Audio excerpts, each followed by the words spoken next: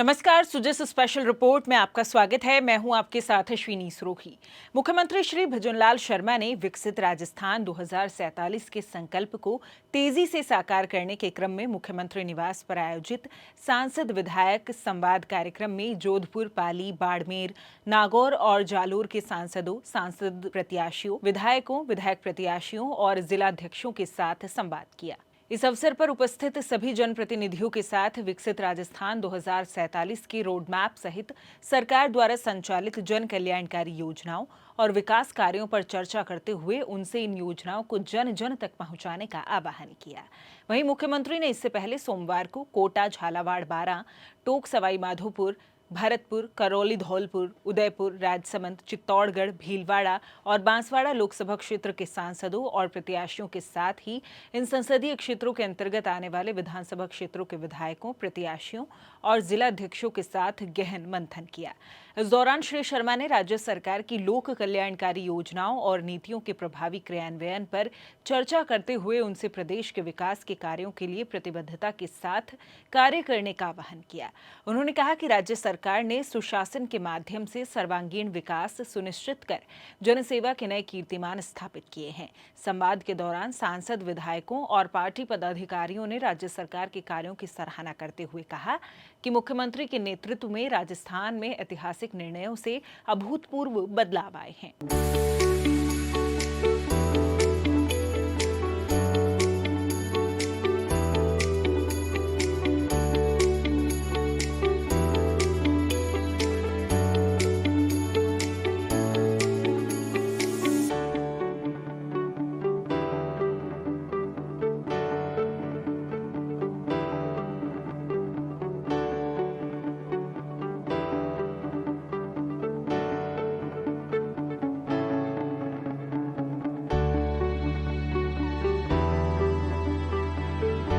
मुख्यमंत्री श्री शर्मा ने कहा कि राज्य सरकार ने गांव ढाणी से लेकर कस्बों तक सर्वांगीण विकास सुनिश्चित करते हुए जन कल्याण को सर्वोच्च प्राथमिकता दी है।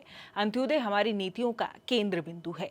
हमने वंचितों और गरीब के साथ युवा, महिला और किसान कल्याण के लिए दूरगामी निर्णय किए हैं, जिनकी क्रियान्विति से उनके जीवन में बड़ा सकारात्मक बदलाव आया है। प्रदेश का कोई भी क्षेत्र विकास से अछूता नहीं है। उन्होंने कहा कि आज सरकार और संगठन बेहतर समन्वय के साथ कार्य कर रहे हैं। सांसद और विधायक सहित संगठन के पदाधिकारी राज्य सरकार की अभूतपूर्व उपलब्धियों से गौरवान्वित हैं। मुख्यमंत्री ने कहा कि राज्य सरकार ने बिजली और पानी की पर्याप्त, निर्बाध और नियमित आपूर्ति को अपनी सर्वोच्च प्राथमिकता में शामिल करते हुए अभूतपूर्व निर्णय किए हैं। पूर्वी राजस्थान के 17 जिलों के लिए रामजल सेतु लिंक परियोजना पर काम प्रारंभ हो चुका है। इससे 4 लाख हेक्टेयर में सिंचाई और 3 करोड़ आबादी को पेयजल मिलेगा। उन्होंने कहा कि जल जीवन मिशन के कार्यों के क्रियान्वयन हेतु आवश्यक सहयोग प्रदान करें और कार्यों की गुणवत्ता एवं गति पर निरंतर नजर रखें। इस दौरान उन्होंने कर्मभूमि से मातृभूमि अभियान के तहत रिचार्ज संरचनाओं के कार्यों की गति और संख्यान बढ़ाने पर भी चर्चा की। मुख्यमंत्री ने कहा कि हम वर्ष 2027 तक किसानों को दिन में बिजली उपलब्ध कराने के लिए प्रतिबद्धता के साथ कार्य कर रहे हैं। आज प्रदेश के 22 जिलों में किसानों को खेती के लिए दिन में बिजली भी दी जा रही है। मुख्यमंत्री ने कहा कि राज्य सरकार 150 यूनिट तक मुफ्त बिजली उपलब्धि कराने की योजना भी लाई है। इस योजना का लाभ अधिक से अधिक लोगों को दिलाने के लिए आवश्यक सहयोग प्रदान करें।